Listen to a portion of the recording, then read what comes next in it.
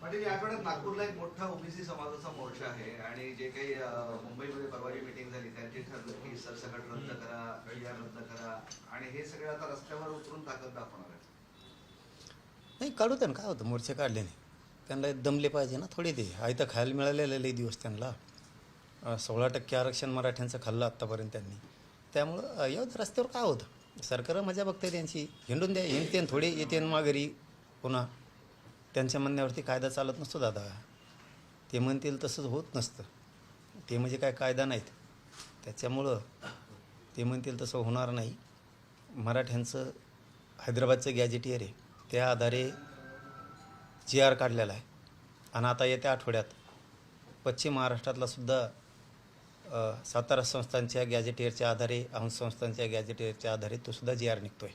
ते पण सुद्धा पुढचं लगेच सांगितलं तुम्हाला आता, तो पण निघतो आहे. कारण आमचं प्रत्येक गोष्ट ही आधार घेऊन केलेली, त्याच्यामुळं आमच्या किती बोंबलू द्या, धक्कासुद्धा लागत नाही मराठ्याच्या आरक्षणाला, GRला सुद्धा. मात्र एक आम्हाला खंत आहे राव, मराठ्यांना काय द्यायचं म्हणलं की नियम लागतात आणि त्यांना काय द्यायचं म्हणलं की मात्र नियम लागत नाहीत. हे मात्र खूप खंत आहे बरं का आमची. कारण त्यांना काहीच बघितलं जात नाही, लगेच आरक्षण दिलं जातं, योजना दिल्या जातात, न मागता त्यांच्या अंगावरती फेकलं जातं.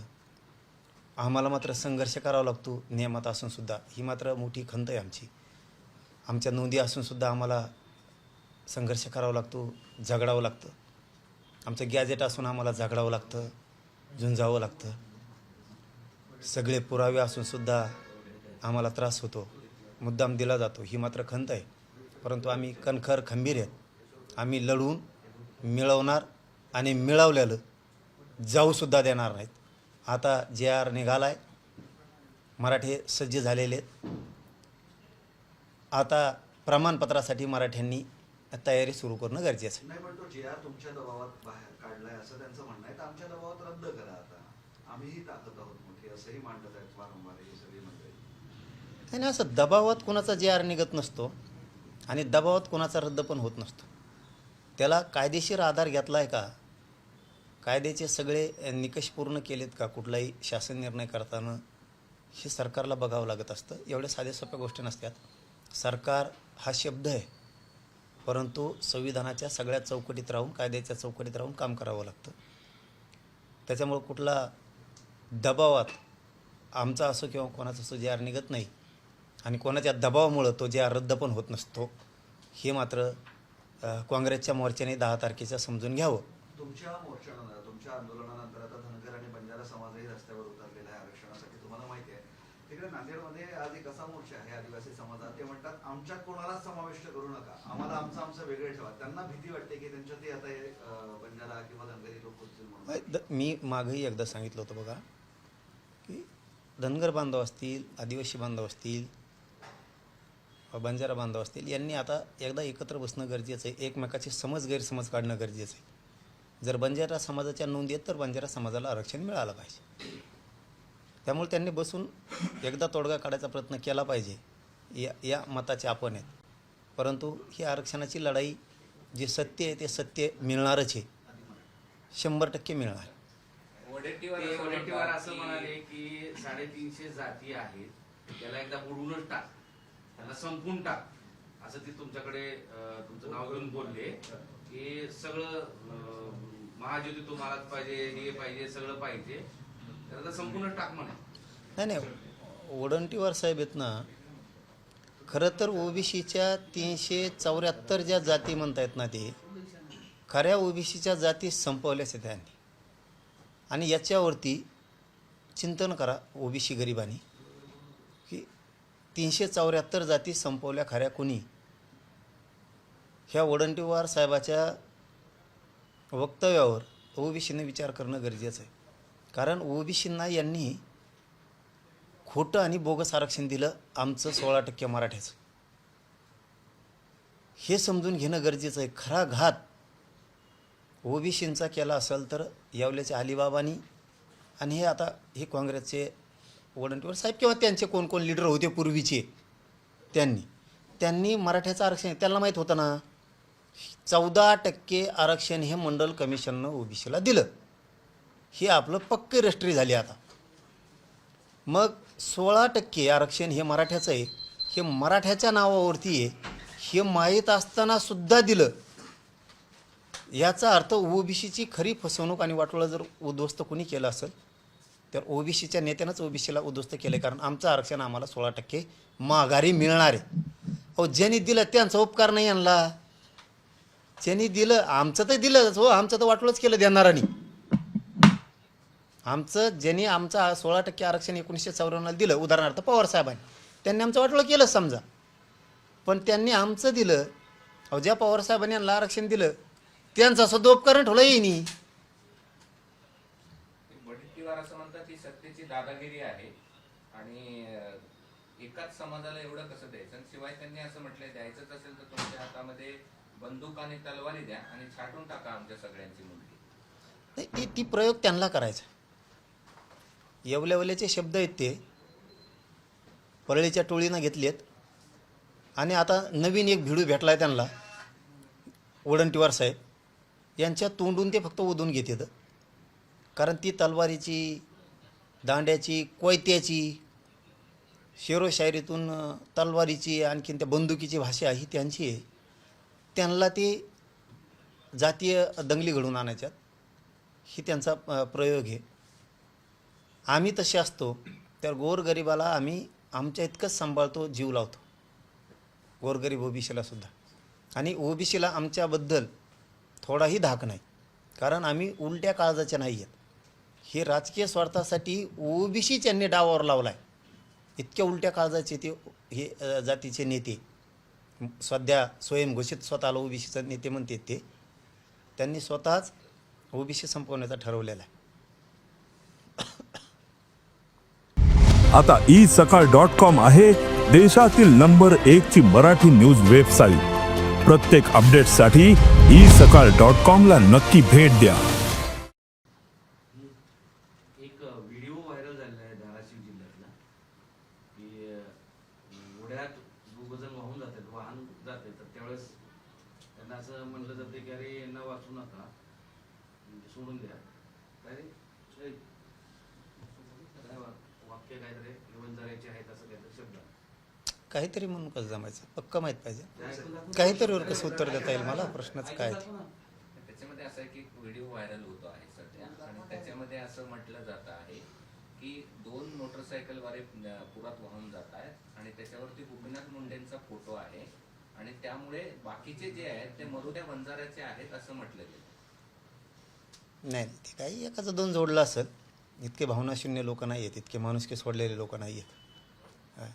त्यांच्याच कुणीतरी जोडलं असेल ते वातावरण दूषित होण्यासाठी, कारण त्यांना तो नाद आहे. जसं की त्यांनी आत्ता त्यांच्याच दसऱ्यासुद्धा दूषित केलं, ते त्यांना सवय आहेत. त्यामुळे ते त्यांचंच कुणी असेल, दुसऱ्यावर ढकलीत येईल ते. त्यामुळे त्याच्यावर काय उत्तर द्यायची गरज नाही आपल्याला आणि त्या विषयाला महत्त्व द्यायची पण काही गरज नाही.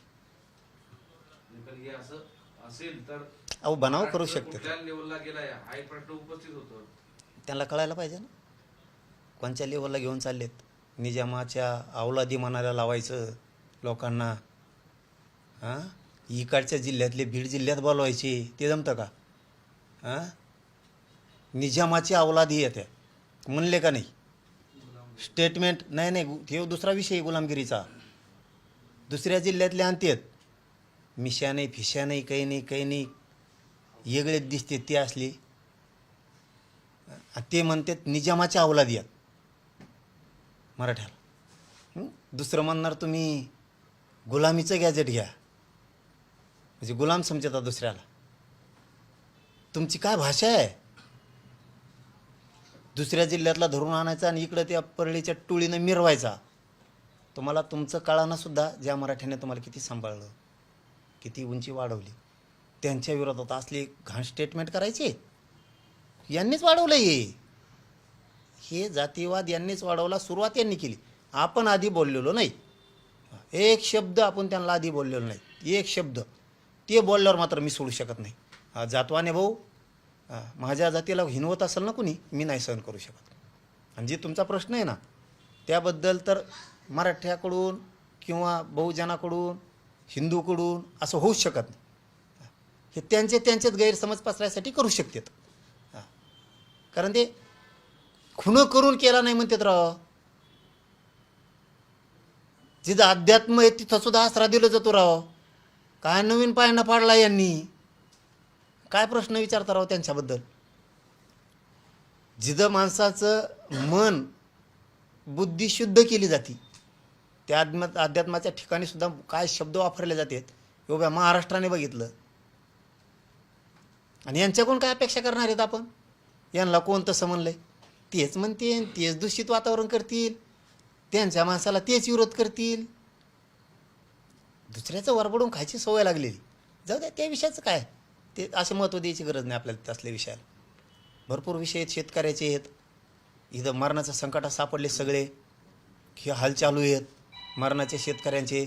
सरकार नुसतं सभा घेतं आहे, हरं फुलं लावतं आहे व्यासपीठाला.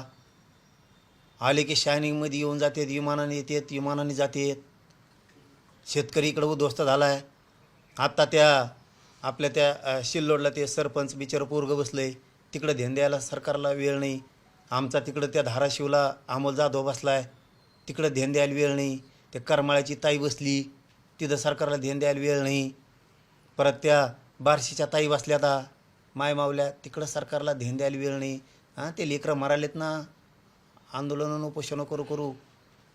तुम्हाला का रोग आला का तिकडं ध्यान द्यायला थोडा. काय म्हणणं आहे त्यांचं ऐकून घ्यायला. इतकं मूर्खपणाचं लक्षण सरकारच्या अंगात असलं पाहिजे का. पण लोकांनी सुद्धा उगाच विनाकारण शक्ती पण व्हायला घालू नये. आत्ता शेतकऱ्याची लढाई मोठी उभा राहणार आहे. उगाच उपोषणं करा आणि हे करा, आत्ताच शक्ती व्हायला घालायला नाही पाहिजे. एकजुटीनं शेतकऱ्यांना न्याय मिळत. उगाच इकडे एक जण बसला आणि तिकडं दुसरा जण बसला आणि तिकडं तिसरा जण बसला, हे करण्यापेक्षा सगळ्यांनी थांबलं पाहिजे आणि एक जीवानं एका ताकदीनं लढा शेतकऱ्याला न्याय मिळण्यासाठी लढला पाहिजे. कुणीही उगाच शक्ती व्हायला घालू नये. अतिवृष्टीग्रस्त शेतकरी जे आहेत त्यांना मदतीसाठी राज्य सरकारने अजून कुठलाच प्रपोजल केंद्राला दिलेलं नाही. देणार पण नाही. मग मदत मिळेल की नाही दिवाळीपूर्वी? घेणार आम्ही. आमच्यावर आम्हाला शक्ती आहे ना, विश्वास आहे ना आमच्या शक्तीवरती. केंद्राची आम्ही मदत येत नाही तोपर्यंत हे ते देण्याची शक्यता वाटत नाही. त्यांनी दिवाळीपर्यंत नाही दिलं की राज्यात बैठक झाली सगळ्या शेतकऱ्यांची. पण आधी बैठक झाल्यावरच आपण तारीख डिक्लेअर करणार आहेत.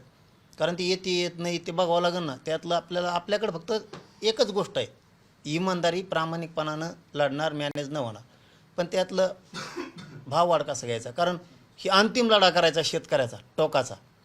मग शेतकऱ्याचा जर टोकाचा अंतिम लढा करायचा ठरला असेल, पुन्हा शेतकऱ्याने आयुष्यभर आंदोलनं उभ्या नाही करायची.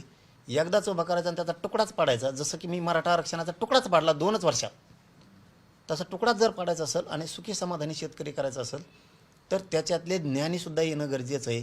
त्या शेतकरी संघटनेंनी जे आयुष्यभर कामं केले ते सुद्धा येणं गरजेचं आहे.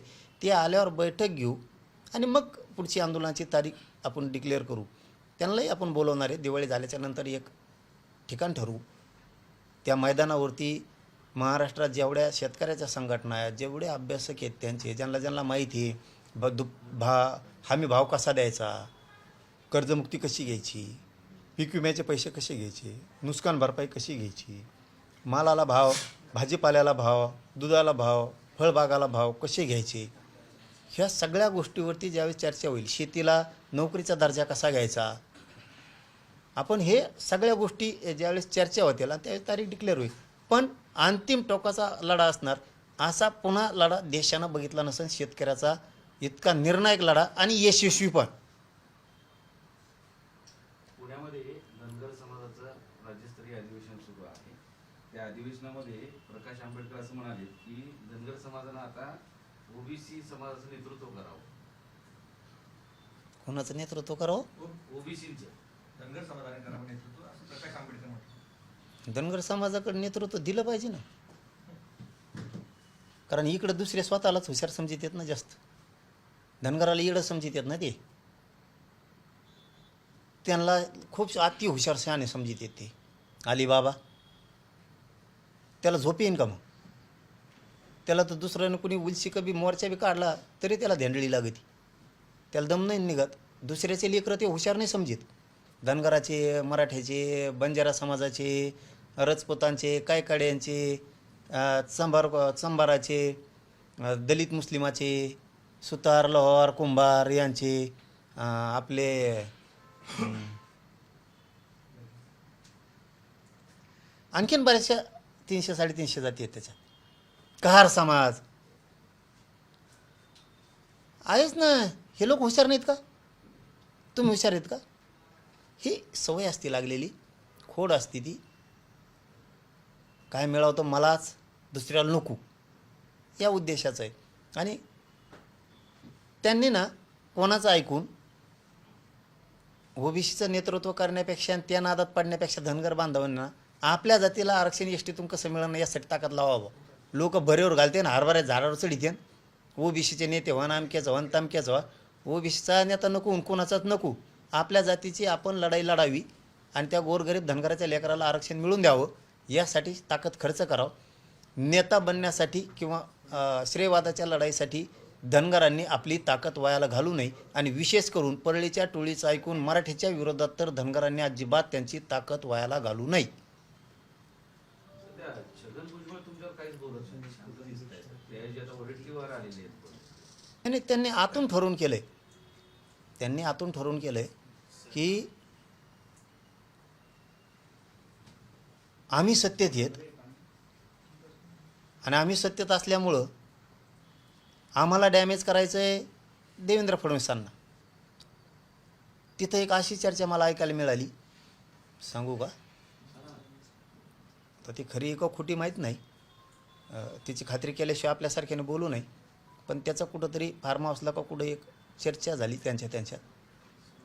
आणि त्याच्यात तेव्हा असं म्हणला जणू अलिबाबा, ही माहिती आता खरी का खोटी माहीत नाही, पण अशी चर्चा आहे लोकात की मला त्यावेळेस अजित पवारने गुतीलं होतं, असं त्याचं म्हणणं आहे.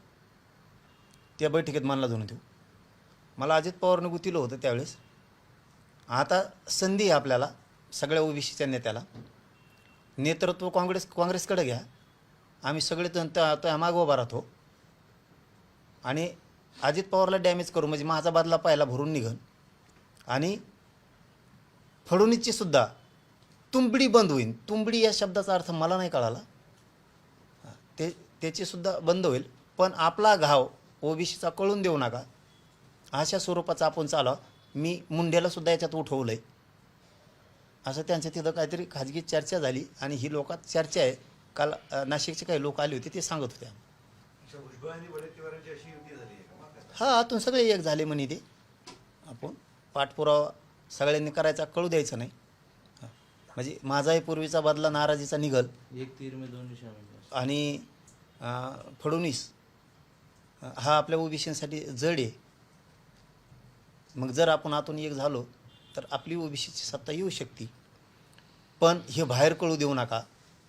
मग आता ही खरी का खोटी चर्चा माहीत नाही, पण जर तपासाला लागले तर ती खरी निघू शकते. कारण तितक्या आतल्या गाठीचा तो हाई अलिबाबा. कारण ज्या शरद पवार साहेबांनी त्याला मोठं केलं, तो पक्ष मोडला त्यांनी. ज्या शरद पवार साहेबांनी त्याच्या म्हणण्यावरती मराठ्यांचं आरक्षण त्यांना दिलं, त्यांचासुद्धा आमचं तर जाऊ द्या हो, आम्ही आमचं तर मिळूच.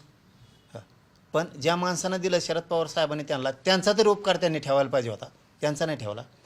ज्या शिवसेना प्रमुख बाळासाहेब ठाकरे साहेबांनी मोठं केलं, त्या माणसाला बाळासाहेब ठाकरे साहेबांना त्या शिवसेना प्रमुखाला जेलमध्ये पाठवणारा एकमेव नासका आणि नालायक माणूस असेल तर छगन भुजबळ. ज्याने मोठं केलं त्यालासुद्धा खड्ड्यात घातलं. आज अजित पवारांनी त्यांना मोठं केलं. आज अजित पवारांविषयी सुद्धा प्रचंड मोठं षडयंत्र तयार करायला लागला आहे. नसता परळीचं घराणं शक्यतो त्यांच्या विरोधात बोलत नव्हतं. परळीचं घराणं अजित पवारांच्या विरोधात बोलत नव्हतं, कारण परळीचं अर्ध घराणं संपलं होतं. पवारांमुळं अर्ध मुंडेंचं घराणं, परळीचं घराणं मोठं झालं. ते सुद्धा या छगन भुजबळच्या षडयंत्रात सहभागी झालेत संपवण्याच्या त्यांना.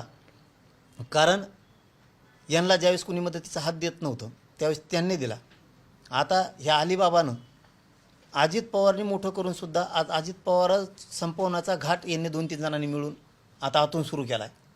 आणि बदला पण असा घ्यायचा की पूर्वी परळीचं पण आतून म्हणणं आहे, हे छगन भुजबळनी सांगितलं जणू त्यांना की आमचीसुद्धा तुमच्यासारखीच दशा देवेंद्र फडणवीस साहेबांनी सुद्धा केली होती बुवा. एक दिवस देवेंद्र फडणवीस, आता हे लय खरं आहे बरं का, पण आता हे लोकात चर्चा आहे मला माहीत, एक दिवस देवेंद्र फडणवीस आमची बॅग ओढीत होता. त्या फडणवीसच्या हाताखाली आता आम्हाला आमची ही दशा.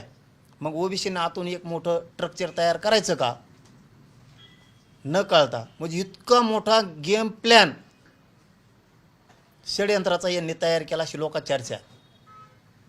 पण यांना माहीतच नाही. तू आत्तापर्यंत छगन भुजबळ शरद पवार साहेबाच्या डोक्यात दगड घातला झोपीत, तू शिवसेना प्रमुखांच्या डोक्यात दगड घातला झोपीत, तू अजितदादाच्या डोक्यात घातला, आता फडणवीस साहेबाच्या घालणार. पण त्यो देवेंद्र फडणवीस हां त्यो इतकी लांब हां तुमचा फारच विश्वास आहे फडणवीसांवर. आणखीन थोडं दिवसांनी सांगा ना अनुभव काय. हां मी बद्दल सांगितलं, मी फक्त बद्दल सांगितलं, आत्मविश्वास नाही सांगितला. कारण मी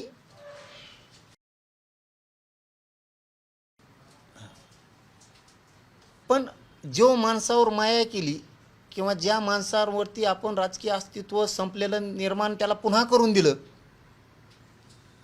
म्हणजेच भुजबळचं फडणवीसांनी अस्तित्व उभा करून दिलं, आणि ज्यांनी आपलं अस्तित्वच उभा केलं, अस्तित्व उभा करणाऱ्याला जर संपवण्याचा घाट घातला तर मागचे थोडे अनुभव आहेत फडणवीस त्याचं काय करतो. म्हणून सांगितलं की फडणवीस की हे सगळेजण 150 जण एकत्र जरी आली तरी ती उपसायची नाही. पण याच्यातून ही मीडियाची बाईट समजू नये, याच्यातून आमच्या शिंदे साहेबांनी सावध व्हावं, याच्यातून अजितदादांनी सावध व्हावं, आणि विशेष करून फडणवीस साहेबांनी खरंच सावध व्हावं. ही नुसती मीडियाची बाईट समजू नये. हे आत्मघातकी आहेत, हे डाव रचू शकतेत. भुजबळांना भीती वाटतेय का की आता ही नेते आम्हाला संपवतील, त्यामुळे भुजबळ शांत झाले असं वाटतंय का तुम्हाला? शांत नाही देऊ. तेव कसा आहे, जत्रातला इस्तूय देऊ, जत्रातला इस्तूय देऊ, हळूच पळू देऊ, आणि सगळ्या जातीला पळतो. याच्या अगोदरची एक तुम्ही 6 महिने मागं जाऊन बघा, परळीच्या घराण्याविषयी त्याचं काय मत होतं, किती वाईट होतं. आज त्याचं धनगरांच्या नेत्याविषयी किती वाईट मत आहे बघा तुम्ही. आज त्याचं बंजारा समाजाविषयी किती वाईट मत आहे बघा तुम्ही. धनगरांना एसटीतून आरक्षण देण्याबद्दल एक शब्द काढत नाही तो, हे सत्य आहे. कारण तेव ना कळून देत नाही पळालेलं, आणि इस्तू मात्र तेवच टाकतो. म्हणून आमच्या शिंदे साहेबानं, अजितदादानं आणि विशेष करून फडणवीस साहेबांनी थोडं सावध होणं गरजेचं आहे. याला बाईट समजू नये. हा माणूस थांबवणं खूप गरजेचं आहे. नसता हा माणूस जातीवादाच्या दंगली 100% लावू शकतो. मोर्चे निघतायत, मग मोर्चाला उत्तर मोर्चानेच देणार की शांत राहून काही भूमिका घेणार? कोण आम्ही? हा ओबीसी समाजाचे बरेचसे मोर्चे निघतायत, काँग्रेसही इकडे आक्रमक झाले, तर मोर्चाला मोर्चाने उत्तर देणार का? नाही नाही नाही, आम्ही काही नाही देणार आता उत्तर फेतर. चलून दे, हिंडून दे त्यांना, काढून दे जरशी मोर्चे, काढून दे ना. सरकार माझ्या बघतंय, काढून दे. काय होतं मोर्चा काढे म्हणून येते, एक दिवस आरडते बोंबलते जाते घरी. कारण ते काँग्रेसचा मोर्चा आहे, ओबीसीच मोर्चा आहे. काय देऊ? ओबीसीच मोर्चा नाही देऊ, काँग्रेसचा मोर्चा आहे. कारण ते काँग्रेस संपलंय. तुम्ही राहुल गांधींना लाल्या म्हणाले म्हणून बऱ्याच जणांच्या भावना दुखावल्या. कोणाच्या तो खाल्या बा? त्यांच्या पदाधिकाऱ्याच्या. कोण आहे व पदाधिकारी त्याचा? त्यांचं मत असं आहे की तुमच्यावर कारवाई करण्यात यावी. काय करतो कारवाई? मग काय करतो कारवाई? काय काढी तू का मग? काय कारवाई करतो? लाल्या म्हणजे काय? इकडे येऊन हे बोलतो जमतं का? कुणी उभा केलं काँग्रेस? मराठ्यांनी उभा केलं का? कोण आहे ते कारवाईवाला? कोणासाठी बोलावं? अरे ज्याला कशाचं काय पिकाचं काय येतं हेच माहीत नाही.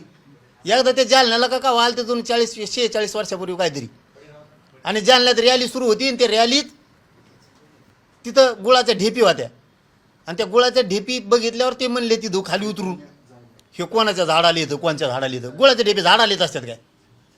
आणि त्यांची बाजू घेता का तुम्ही? काय चुकीचं बोललो आम्ही? काँग्रेस मराठ्यांनी उभा केलं, मरणाचे खासदार निवडून दिले, आणि आज ते काँग्रेस आमच्या विरोधात बोलायला लागलं जे रद्द करा म्हणून, आणि म्हणा कारवाई करणार. काय कारवाई करतो रे? कारवाई केल्यावर तर धुराळाच तुमचा, मग तर सरपंच होत नसतो तुमचा. आणि मराठ्यांनी मग असले पक्ष वाढू बी नका गड्या आता.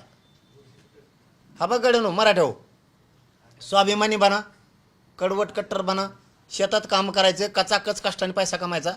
हां, कोणाच्या दारात झोकायला जायची गरज नाही, कोणाला काम मागायला जायची गरज नाही, काय वाकायचं नाही कोणापुढं निवडून यायसाठी. हो, काही गरज नाही. असले जर पक्ष असतील नाही काँग्रेससारखे, आणि हे जर आपल्यावर बोलून कारवाई, यांनी ते कोण कारवाई करायचं म्हणतो ना, त्यांनी त्याच्यावर कारवाई करायला पाहिजे. कोणावर?